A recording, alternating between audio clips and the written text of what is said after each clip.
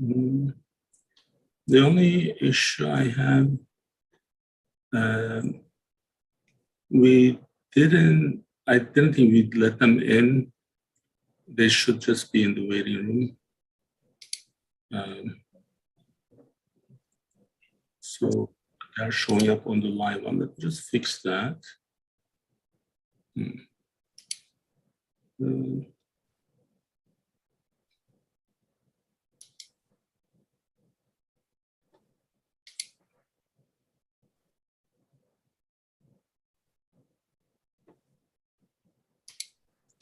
I mean, I don't see it on my screen, but they are on the live.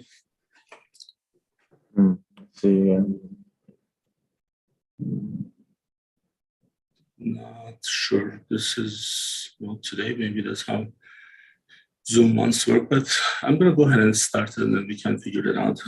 Good afternoon, everyone. Today is April 15th, another Friday. Well, actually, today is not another Friday. Today is a Good Friday for those who are celebrating. It's Easter this Sunday. Well, happy Easter. And I already know from the traffic coming down here, it was pretty crowded. So today everyone will have a great Easter. Today we have our regular topics as well as our new items that we are going to discuss. This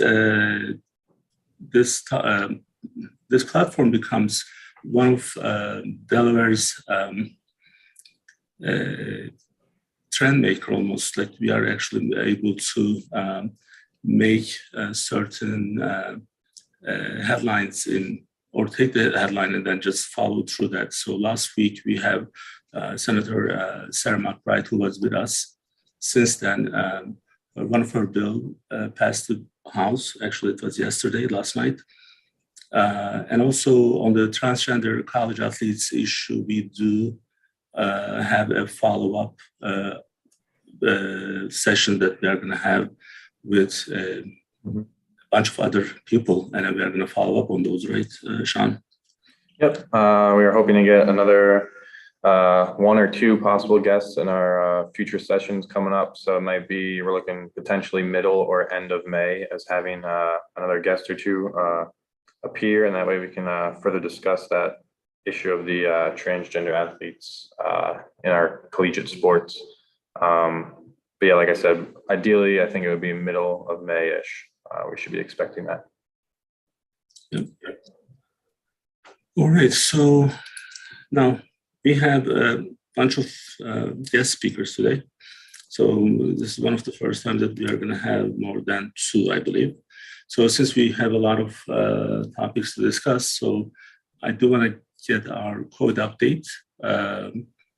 Let me make sure that that is up. So Sean, we are with you. Yep. So again, following up with our COVID statistics here, as we mentioned in the past weeks, we're expecting the numbers to remain relatively low case-wise as we are approaching almost summer now. We're in spring. The other day, I know there's plenty of pollen out, reminding me that spring is definitely here to stay. I think we're seeing some 80-degree days. But as I said, as we're going into summer, we're expecting those numbers to remain low. But at the same time, this is a perfect opportunity for those who may feel the need to get their additional booster shots while the cases are not dramatically high. I know that when Omicron was soaring, it was hard for people to even get COVID tests or get other vaccine boosters or their initial shots. So it might be a good idea to take advantage of this lull right here, as we don't see the surge anywhere as near as it was during that winter month with the Omicron variant. We are keeping our eyes open as we see other variants potentially emerging. But as I said, the numbers are generally low. We are at roughly 219 million people fully vaccinated across the United States.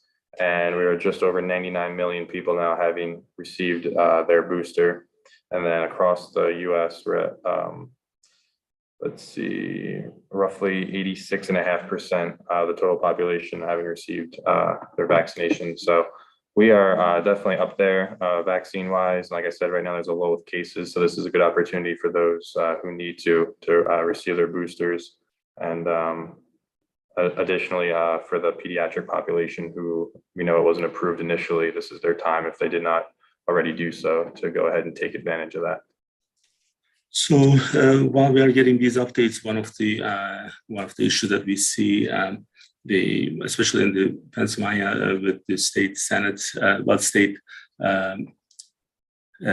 political run, Dr. Oz is one of the people who's running, and he's taking a really harsh hit on Dr. Fauci. And we have done that in the late 2020s. Sean, you were not with us that time yet. And Dr.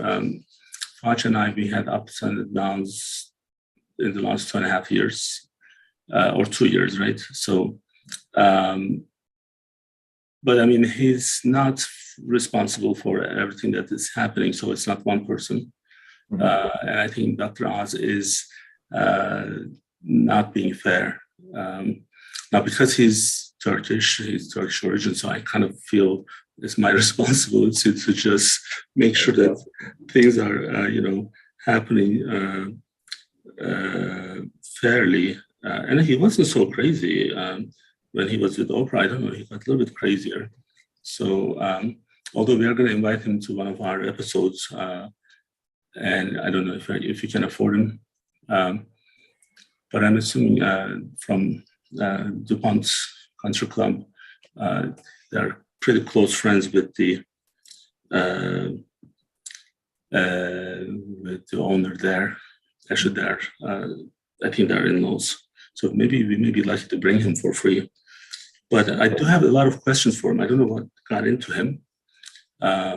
So maybe sometimes it's just the approach. The attitude is also a lot to do with what we say. It's not like what we say, but how we are saying it. But I think Dr. Fauci is too old to be hit that hard. Like, we need to leave him alone. So, I mean, we already have done that. So Dr. Oz doesn't have to worry about him too much. So now the stuff that we have to watch is the variants that's going to be part of our life. Now, the other thing is that this year, what I hear from our physicians, the flu vaccines are not as effective. This week, several emails that I received from our primary care and pediatric groups, and let me see if I can quickly.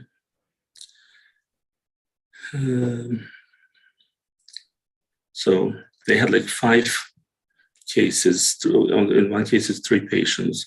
One case is 2 patients. One of them, these are with the flu A, the A type. So it's out there. So we still need to be careful, and we just need to make sure that things are happening the way it's supposed to be, especially with the social gatherings. I think Pennsylvania or Philadelphia maybe is mandating the indoor mask again. Yeah, I know my mom had mentioned that too. I told you she works at a college in New York, and they had sent out an email to all their staff that they are going to return to that mask required for indoors for the classrooms and other facilities on campus. So that's happening in New York at least. Yep. Yeah, that's just going to be not so, so pretty if we have to, do the mandate again, because I can tell you, like, I have very little tolerance for the mask anymore.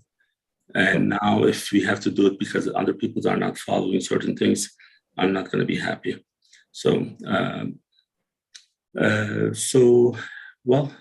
should we bring our guys? Now, who do we have today? We have 3 people, right? Yep. So we have John Rocco, client manager, Dora Beasley, client manager, and also Terrence Morrison will be joining us as a 3rd client manager. I think they will be discussing their eligibility check, which will be covered by Terrence, and then the payment posting end. Dora and John will go ahead and spearhead that. All right, so then I can bring their video. Let's get them in first. So I don't know who's there all together, but they did. Sure. Okay.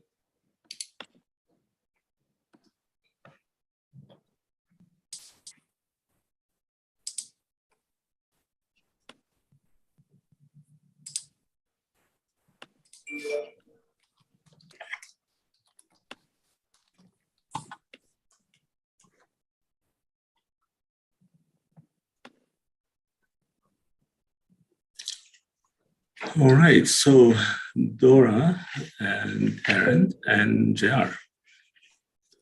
Well, this is like a full panel. So I'm going to bring, who's going to go first? Based on that, I'm going to bring the video. I can go first. So then it's going to be the payment posting. Yes, sir. All right. So, well, let's do this. This is your first time you are joining me. Yes. We are we're very excited. Well, at least I am. So let's get a brief introduction from you guys. Your positions, how long you have been with United Medical, and what you are going to present today. And then after that, we can start with the presentation. All right. Well, my name is John Rocco. I've been with United Medical since September 2013, so I think I'm on year 9. I've been with the payment posting department as a level 1 payment poster team lead, and I've been client manager for some time now. I've worked with several employees, and I've been pretty involved with the department overall as far as getting everything converted electronically. Dora? Hello, my name is Dora Beasley. I am also a client manager for the payment posting department. I've been with since December of 2014, so this will be my 8th year. We'll just go over some basics of our department, kind of familiarize everyone with what we do and how we do it. Excellent. And Tarrant? My name is Tarrant Marson. I've been at UM for, I think, since August of 2015. So I think that's around almost 7 years now. I'm currently a client manager under the accounts receivable department. And I'll be discussing the Sbm eligibility function. All right, excellent. So what I'll do is just to restart the video from the beginning. I need to just refresh it. All right, well, Jared, you're on. All right. Thanks again. Our payment posting department is responsible for logging payments into the practice management software. Our daily responsibilities typically involve retrieving, logging, posting, and archiving lockbox and correspondence. 80% of our workflow involves electronic posting. The rest are manual posting and service requests. We also offer special services such as bank reconciliation to our providers. So on slide 2, we focus our attention to the provider and the patient at the center of it all. Our main goal is to make sure that as a team, we give time for the patient and the provider to work together. So once the patient leaves the provider's office and the United Medical System verification and claims are sent out, Dora and I are responsible for establishing some kind of a relationship with different insurances. That's where we come in and enroll electronic deposits and electronic remittances for many payers. We have a relationship with several representatives at Gateway EDI and Trizeta. And once those relationships with the insurance is established with our clearinghouse, the claim will come back, and it'll come back as an 835 file, which is just short for an electronic remittance file. And once the electronic remittance file is received, it's archived in our clearinghouse and downloaded into our practice management system. And from there, the payment posting team will process the remit, bill the secondary insurance if there's a secondary policy. And if there's no patient responsibility, we make the appropriate adjustments. And if a claim is not paid, then we pen the charge and make sure that the balance stays right where the AR and billing team can work it. And more into the electronic posting, our clearinghouse is sort of a massive warehouse where a lot of things go in and a lot of things go out. So Dora and I work with the representatives at Trizeta to make sure that our payment posters will get the appropriate information to post deductibles, co-insurance, insurance claim payments. And we want to make sure that we take note of coordination of benefits and also establish different sort of accesses to get the information from non-insurance payers, such as like patients, collection departments, and workers' comp representatives. And we manage all of that using our 7-day reporting sheet.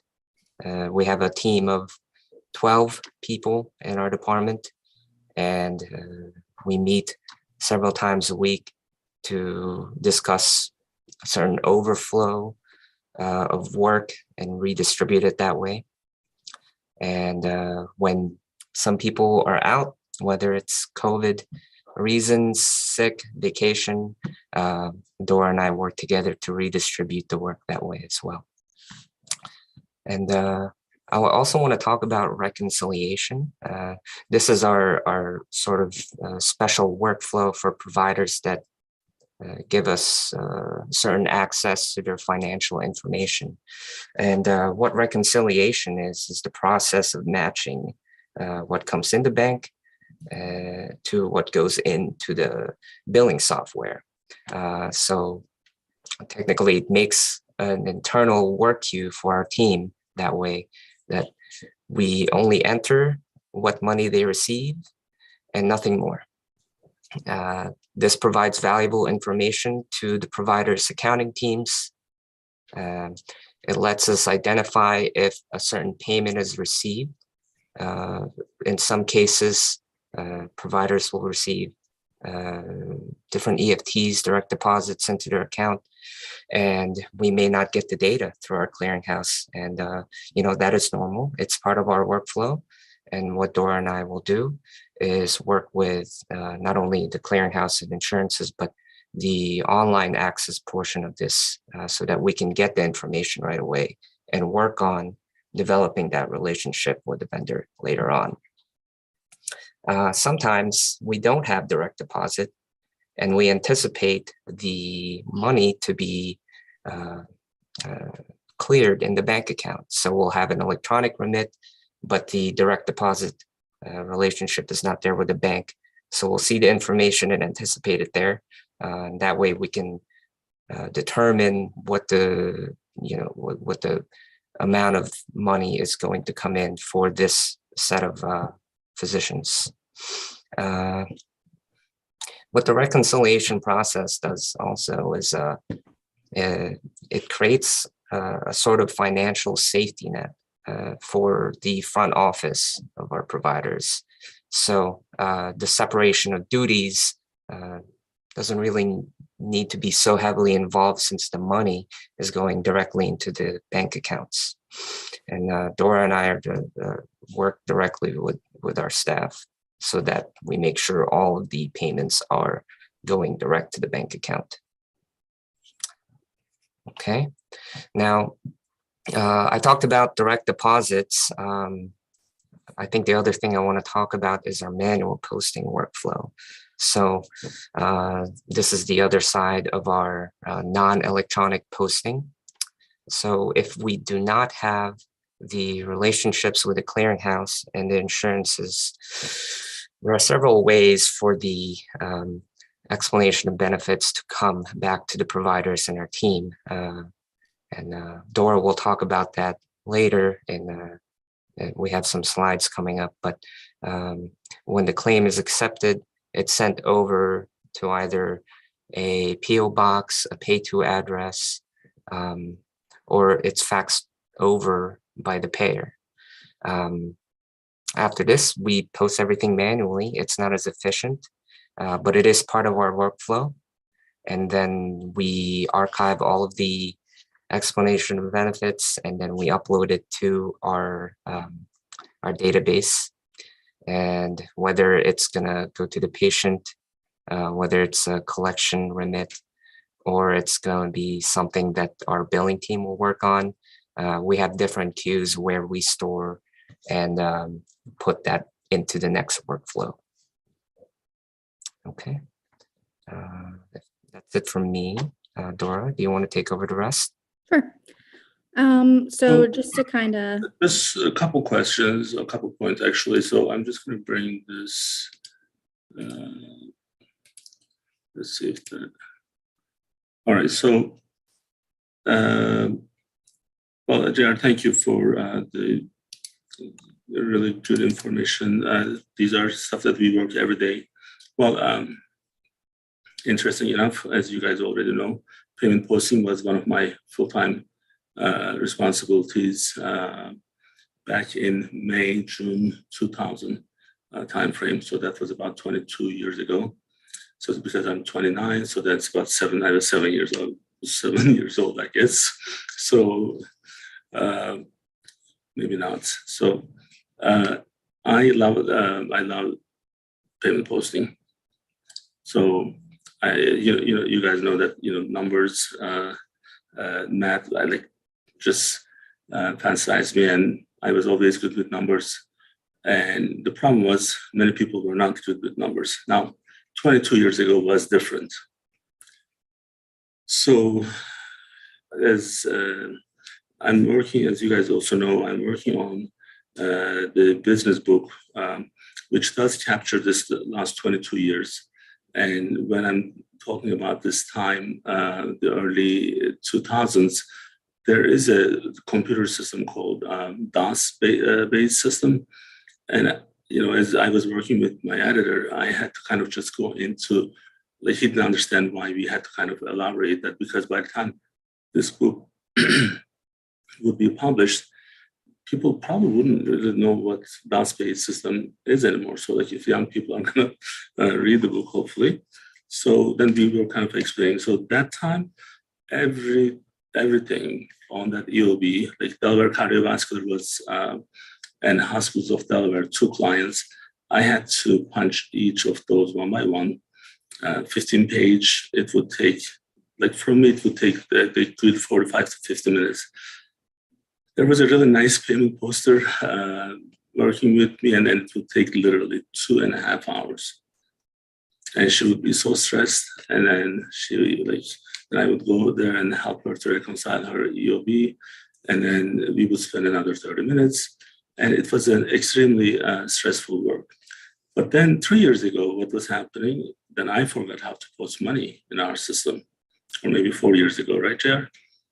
So then I asked JR's help to help me to teach me how to post money again in our system. So now, one of the things that I do want to point out is payment posting is equally important for our account receivable side, because if payment posting is not properly done, the AR is not going to work properly. And we do this episode just so that our employees and our clients are watching it as well.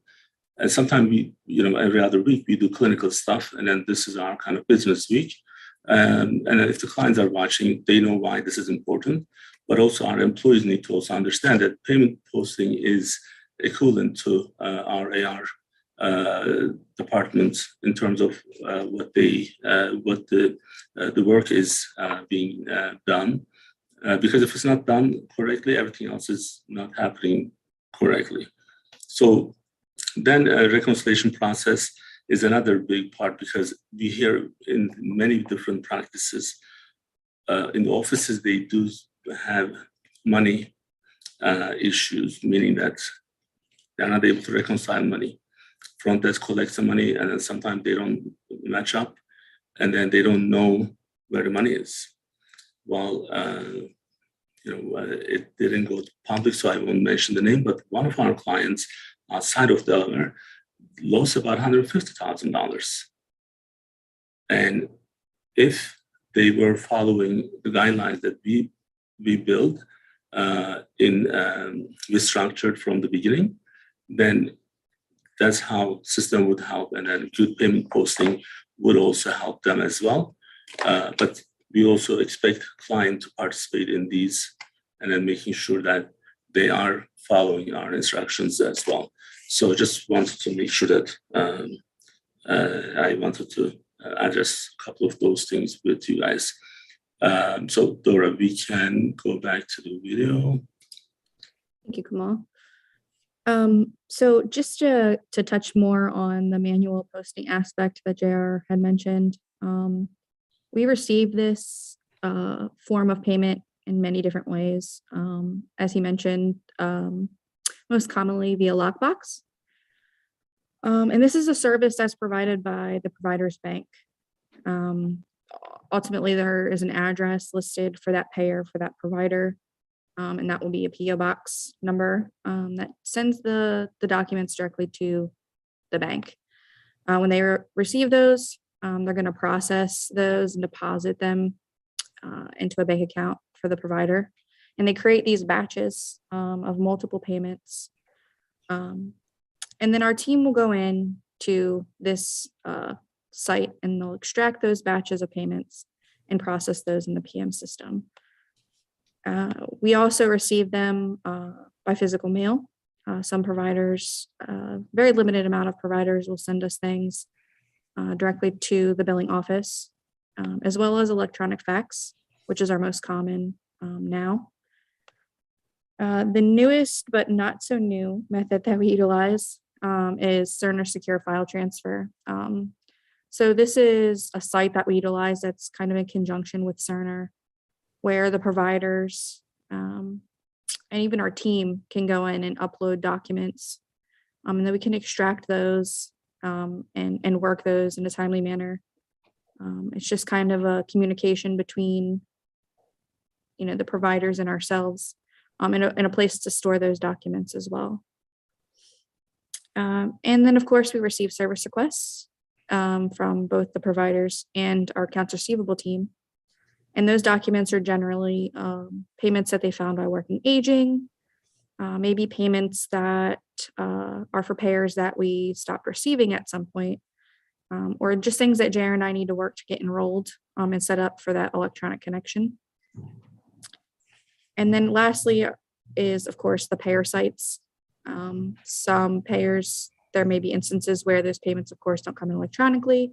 Our team will go into sites such as Optum, Availity, MDON, even, the state Medicaid sites, and pull those documents and post them.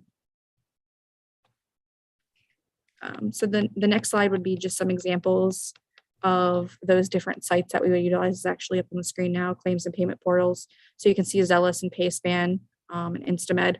Those are just a few prime examples that we utilize. And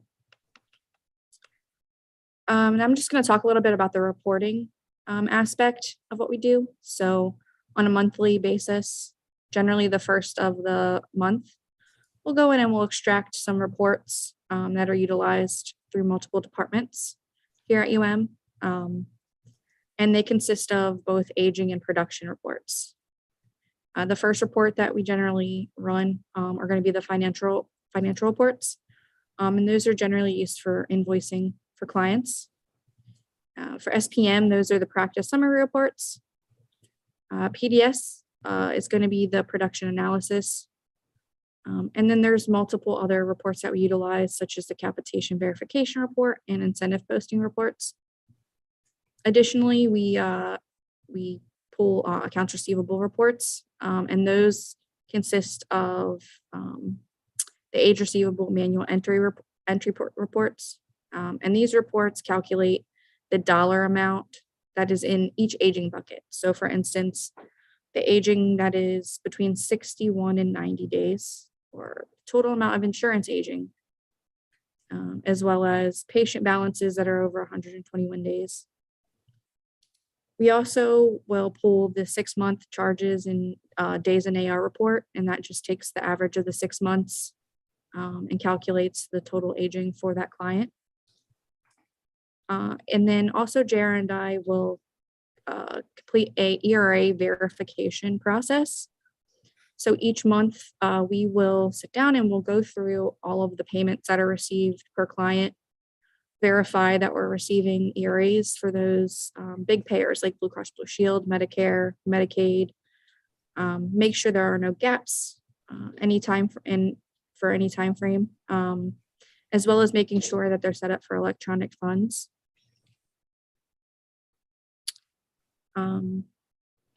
And then we also utilize reports such as the payment and adjustment codes report. So these are reports that our teams will run that will individually extract the data for every single payment and every single adjustment that they post on a daily basis for the previous month. Additionally, JR and I will review, do a documentation verification where we just make sure that everything that we have received, whether that be from the provider, via SR, fax, is accounted for and worked properly and in a timely manner.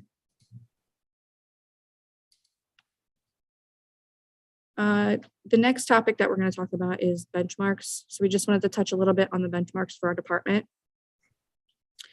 The basic requirements for our department for a full-time employee is about $800,000 a month, or about $6,000 per hour. We also utilize, of course, the payment and adjustment codes, which I just mentioned, and that calculates the individual entries for each payment and each adjustment that's entered into the PM system. The minimum requirement for that is about 25,000 codes. And as JR mentioned, we do utilize that whenever we have to make a new client distribution, whether that be because someone's out of the office, something COVID related, we'll utilize that to kind of distribute the money kind of more evenly, kind of make it even across the board. And lastly is our quality. Our quality standard is 90% on our monthly routine audits. So quantity is very important, but quality is even more important. We want to see that high dollar amount posted, but ultimately it needs to be posted correctly. Kemal, as you said, payment posting is essential. It has to be done properly so that everything kind of flows together. And the last topic that we wanted to kind of talk about was Trizeta provider solutions.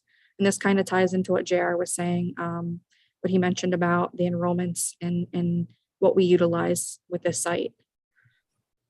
So this is another site that's kind of utilized across multiple departments.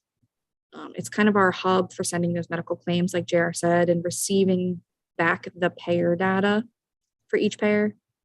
So they take those claims and they translate it into an electronic format that kind of allows the data to communicate with our PM systems.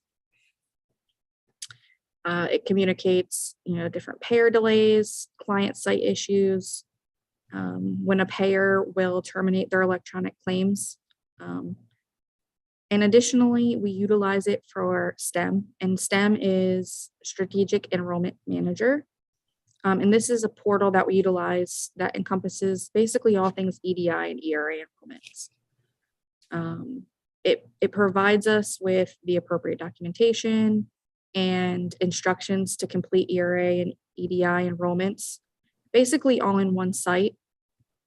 It's a great place for organization, and it kind of organizes them into different categories, like when the payer is still processing the enrollment or when the enrollment is completed. So ultimately, it allows JR and I to go in, initiate those enrollments, obtain those documents, and complete enrollments efficiently.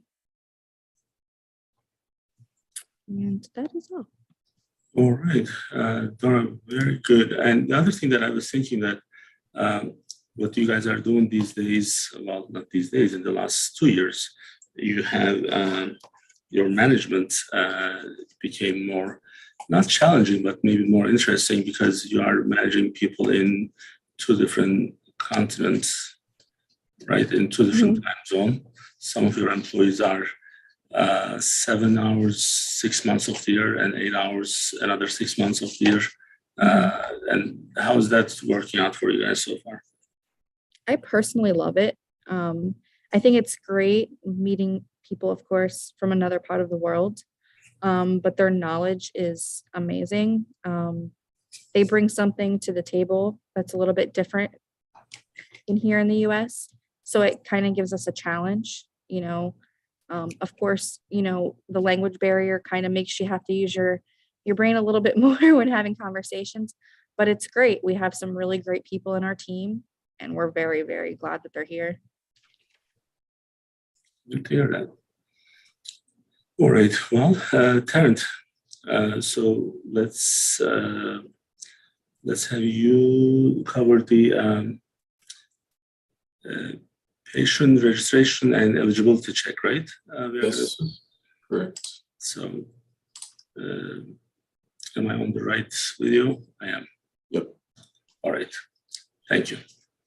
I just wanted to discuss the Sbm eligibility function that we've been encouraging all of our clients to take advantage of, especially clients who have high claim denial counts related to eligibility due to not having maybe the ability to check each patient's eligibility when they are seen at the front desk.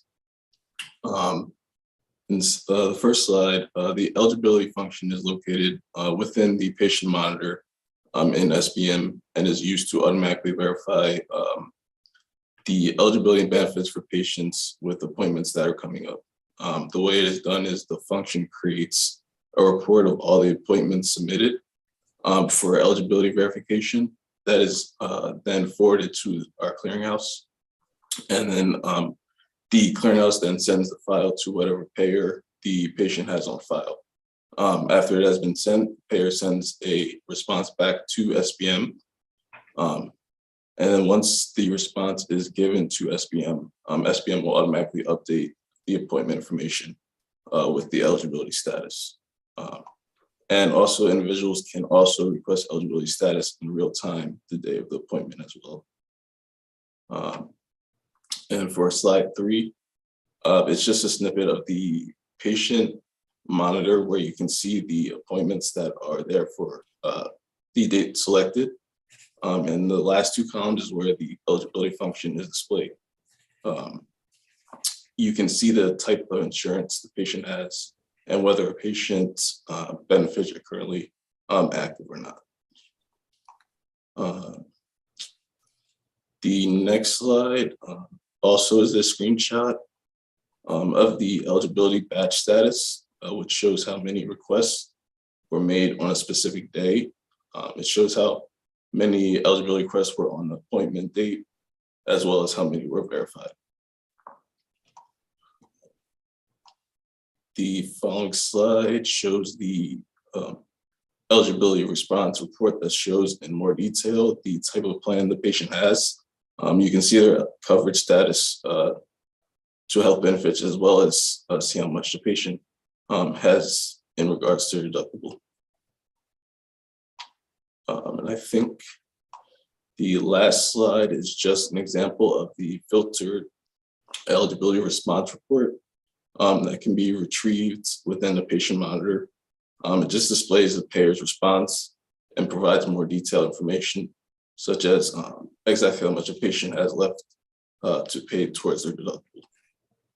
So we believe that this function will definitely benefit all clients and should definitely be looked into. That's all I had. So I think this report, this function and the report is very similar to the appointment reminders and the text reminders. The challenge is, and sometimes for whatever reason, I see this even in our offices, in the offices that we own. They kind of forget that every day these reports should be checked, because one of the reasons that this report is run every day is because it then tells you the issues.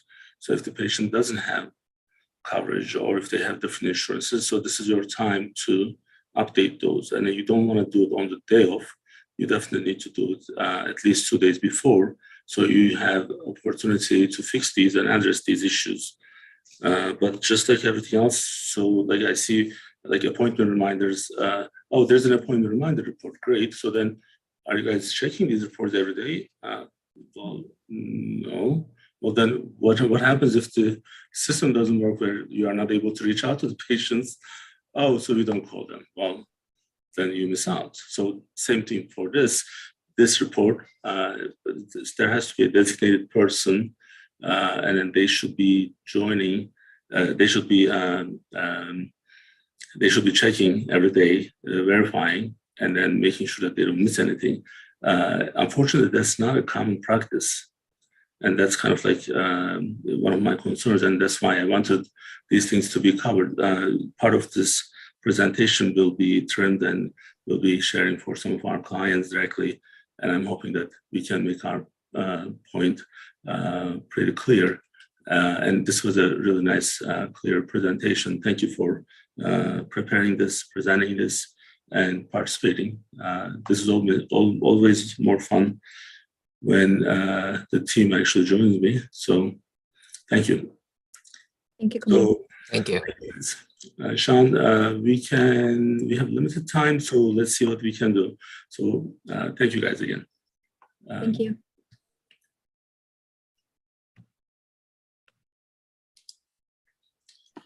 I am back. So before the session, before the episode, Sean was saying that, well, what if we have too much time left? I'm like, we won't have enough time for all this stuff. And we don't have enough time for all this stuff. So it is 2:48. We have just enough time. I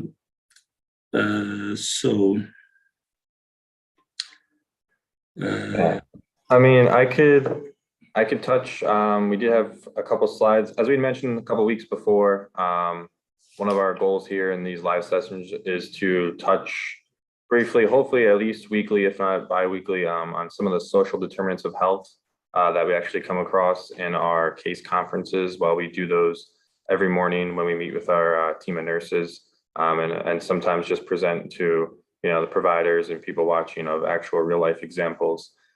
So I know we do have a little bit of material on that. And then also we had mentioned in our cover slide that we wanted to touch on the global current events and the economy and inflation that's also happening. So we did have a few different talking points that we're hoping to cover, but obviously with the time, I'm not sure if you want to touch on one or the other or just brief. I mean, we could do the one, the SDOH one example that we did see, or whichever you prefer.